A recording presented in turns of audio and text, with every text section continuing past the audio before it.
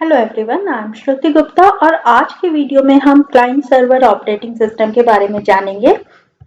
तो client server operating system को समझने के पहले हमें क्लाइंट सर्वर आर्किटेक्चर को समझना होगा। तो क्लाइंट सर्वर आर्किटेक्चर, जैसा कि आप इस इमेज में देख सकते हैं कि दो तरह के कंपोनेंट्स होते हैं, एक है सर्वर और बाकी सब क्या है, क्लाइंट्स। यानी क्लाइंट्स ऐसे कंप्यूटर हैं या ऐसे डिवाइसेज हैं जो सर्वर को रिक्वेस्ट भेजते हैं और सर्वर उनके रिक्वेस्ट को फुलफिल करता है।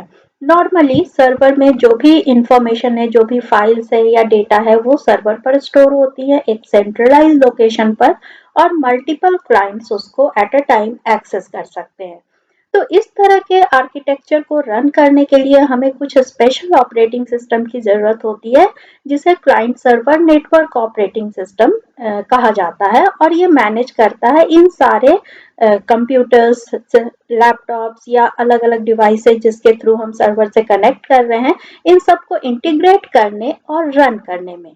क्लाइंट सर्वर ऑपरेटिंग सिस्टम के कई एडवांटेजेस होते हैं, क्योंकि रिसोर्सेज यहाँ एंड डेटा जो भी होते हैं वो एक सेंट्रलाइज लोकेशन पर होते हैं और वहाँ अगर हम सिक्योरिटी प्रोवाइड करें तो इसे आसानी से डिफरेंट क्लाइंट्स के बीच डिस्ट्रीब्यूट किया जा सकता है।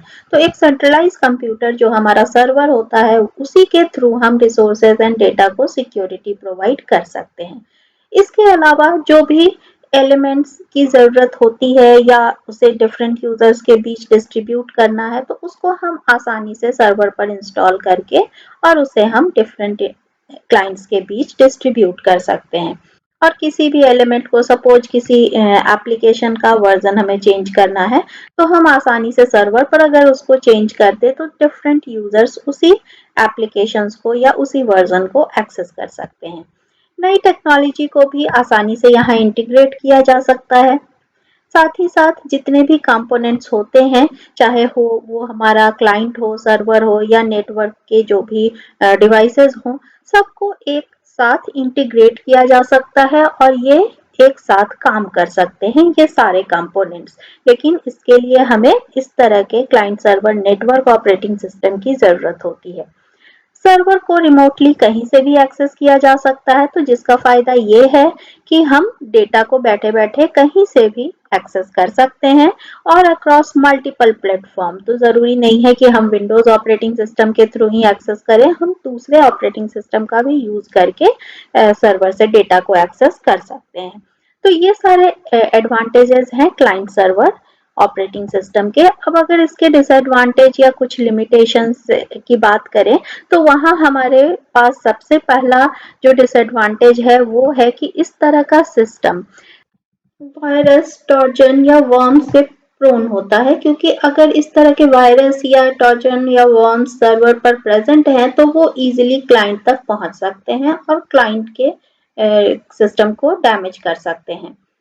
इसके अलावा अगर सर्वर को हैक कर लिया जाए तो पूरा का पूरा डेटा या इंफॉर्मेशन एक्सेस किया जा सकता है। तो एक तरफ से सर्वर जो सेंट्रलाइज कंप्यूटर का काम करता है, ये हमारे लिए एडवांटेज भी है, लेकिन अगर इसको कहीं से हैक कर लिया जाए तो पूरा का पूरा डेटा या इंफॉर्मेशन अटैकर तक जा सकता है, हैकर्स तक जा सकता है।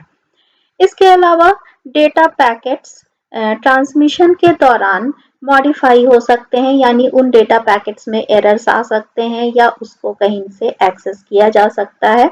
तो ये भी एक इसका डिसएडवांटेज है। इस क्रेडेंशियल को हैक कर लेना या फिशिंग एक कॉमन प्रॉब्लम है। साथ ही साथ अगर हम डेडिकेटेड सर्वर इंस्टॉल करते हैं अपने नेटवर्क में, तो हमें इनिशियली ज़्यादा इन्वेस्टमेंट की ज़रूरत होती है। तो इंडिविजुअल कंप्यूटर से कहीं ना कहीं हमारा इन्वेस्टमेंट यहाँ ज़्यादा होता है अगर हम क्लाइंट सर्वर आर्किटेक्चर का यूज़ कर रहे होते हैं। लार्ज नेटवर्क में हमें एफिशिएंट स्टाफ की ज़रूरत होती है और जो इस तरह के नेटवर्क को हैंडल कर सकें, उसको ऑपरेट कर सकें। और अगर ऑपरेशंस या नेटवर्क पे लोड ज़्यादा होता है तो सर्वर डाउन हो सकता है, या अगर सर्वर डाउन हो गया तो नेटवर्क का पूरा ऑपरेशन ठप पड़ सकता है। तो ये सब इसके डिसएडवांटेज कहे जा सकते हैं। फिर भी आज के डेट में नॉर्मली हम क्लाइंट सर्वर आर्किटेक्चर का ही यूज करते हैं, क्योंकि हम कहीं से भी कोई भी डेटा एक्सेस करना चाहते हैं। तो इस तरह के client server network operating system को हम उसके कुछ एग्जाम्पल अगर देखें तो मैग्नेटोस, माइक्रोसॉफ्ट विंडोज सर्वर, यूनिक्स या लाइनक्स ऐसे ऑपरेटिंग सिस्टम है जो क्लाइंट सर्वर नेटवर्क को सपोर्ट करते हैं। यानी इन ऑपरेटिंग सिस्टम की मदद से हम क्लाइंट सर्वर आर्किटेक्चर पर सिस्टम को रन कर सकते हैं। तो आज के वीडियो में अगर आपको ये client server architecture, client server network operating system के एडवांटेज एंड लिमिटेशन समझ में आए तो वीडियो को लाइक, शेयर एंड सब्सक्राइब करें। And thanks for watching this video.